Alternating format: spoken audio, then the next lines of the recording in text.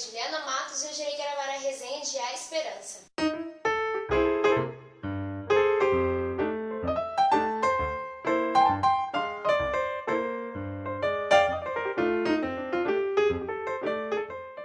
Suzanne Collins é uma norte-americana de 52 anos que é autora da trilogia Jogos Vorazes, na qual se inclui A Esperança, que é o terceiro livro. O primeiro livro é Jogos Vorazes, o segundo é Em Chamas. Estes dois livros eu já fiz a resenha. Se você ainda não assistiu, eu deixarei na descrição os links dessas resenhas. Não deixe de conferir, principalmente se você ainda não conhece a obra de Suzanne Collins. Bem, no primeiro livro, fazendo um apanhado geral, a autora nos mostra o contexto social, político e econômico no qual está inserida sua obra, no qual existe Panem, que é a capital, que faz o controle total dos 12 distritos, sendo que em um desses distritos mora a nossa protagonista Katniss. Essa protagonista ela é levada pelo destino, vamos assim dizer, a ir para a arena dos Jogos Vorazes juntamente com Pita. No segundo livro, ela é obrigada a voltar para esta arena devido a vários fatores que eu não irei contar caso você ainda não tenha tido um contato com a história. E como nos é mostrado pela obra, a realidade social que a autora nos mostra é uma realidade de extremas desigualdades entre os indivíduos e um controle total do Estado sobre os indivíduos. Tanto que nós temos uma distopia neste livro. Uma distopia seria o contrário da utopia. Quando na utopia nós temos uma exacerbação do idealismo, na distopia o autor busca demonstrar de forma bastante, vamos dizer assim, exagerada a desigualdade, as mazelas sociais que geralmente permeiam as sociedades humanas. E essas distopias normalmente são envolvidas por governos ditatoriais, totalitários, e isso é bastante nítido nesta realidade. Então, no segundo livro, Em Chamas, nós vemos a população extremamente inconformada. A rebelião que estava antes contida no povo, o desejo de mudança é eclodido.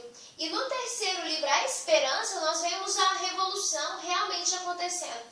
O povo se organiza para se rebelar contra o governo da capital. E Katniss se vê nessa revolução, mesmo que não de modo voluntário. Ela se torna o símbolo da revolução do povo de Panem, dos distritos, tendo como simbolismo o tordo. Então, ela se torna a esperança para aquele povo. Então, ao longo desta obra, a autora nos mostra como essa revolução é feita e como ela foi organizada. E o interessante é que ela faz uma crítica bastante interessante e real, que ela nos mostra que, infelizmente, o poder corrompe o ser humano, que isso faz parte da essência do homem, que não importa quem está no poder, que infelizmente a história nos mostrou que este é corrompido. Ela mostra e que torna até um certo ponto decepcionante para o leitor e para aqueles que estão envolvidos naquela realidade. Então a revolução que é construída pela Suzanne, ela possui bastante verossimilhança, eu a considerei bastante realista, porque ela não foi nem um pouco bonitinha, vamos assim dizer. Os indivíduos eles que participaram dela, que sofreram, eles tiveram bastante sequelas, ocorreram muitas mortes, muitas perdas. E este foi um dos motivos que muitos colegas meus não gostaram do livro, devido a este final um tanto quanto triste. Já eu gostei bastante, pois a nossa realidade não é nem um pouco bela, infelizmente, não é um conto de fadas.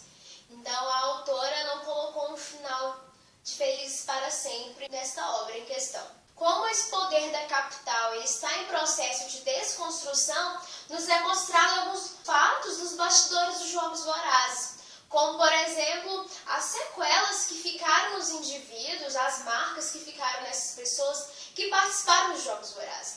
Pessoas que ficaram confinadas em um local e que tiveram que matar para sobreviver, não poderiam deixar de ter alguma sequela emocional, algum dano emocional.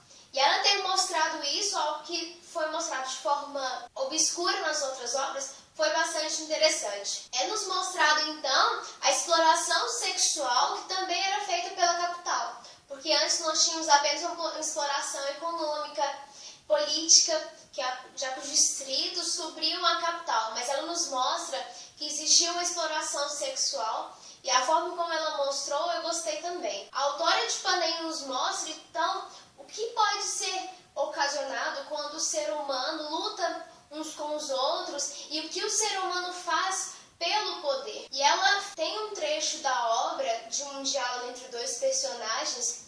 ela evidencia algo que é extremamente bem encaixado na realidade histórica na qual vivemos e de acordo a vários períodos da humanidade. Eu irei ler para vocês e não tem spoiler. Não agora. Agora estamos naquele período tranquilo, onde todo mundo concorda que os nossos horrores recentes jamais deveriam se repetir. Mas o pensamento em prol do coletivo normalmente possui vida curta. Somos seres volúveis e idiotas, com uma péssima capacidade para lembrar das coisas e com uma enorme volúpia pela autodestruição.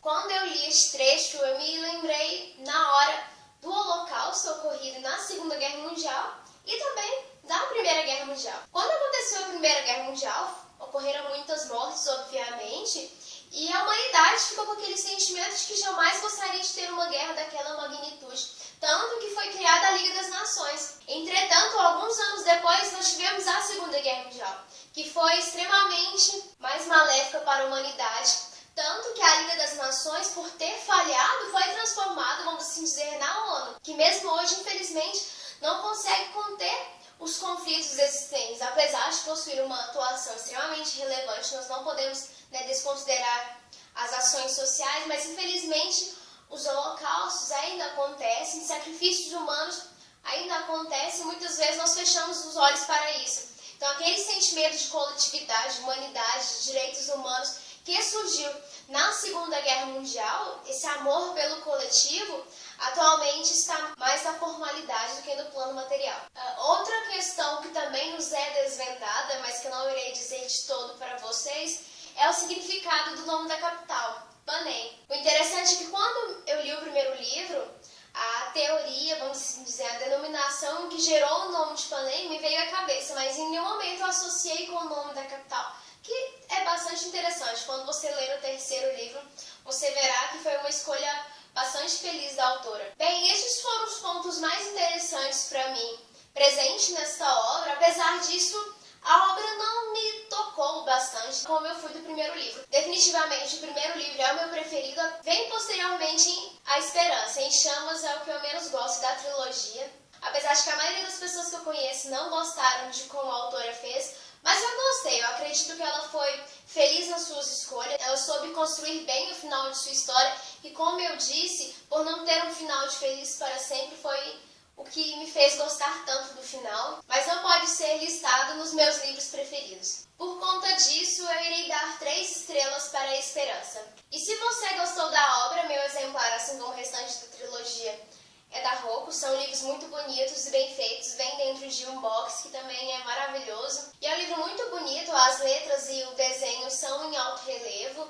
Então, compensa comprar, ele vive de promoção no Submarino. Então, se você tiver a oportunidade, não deixe de ler a obra, realmente compensa, principalmente para aqueles que ainda não tiveram um contato com a distopia, pode ser um bom começo para você. Então, se você gostou da minha resenha, não deixe de curtir, compartilhar e favoritar o vídeo. Se você ainda não é inscrito, se inscreva no nosso canal e obrigada por nos acompanhar. Até mais!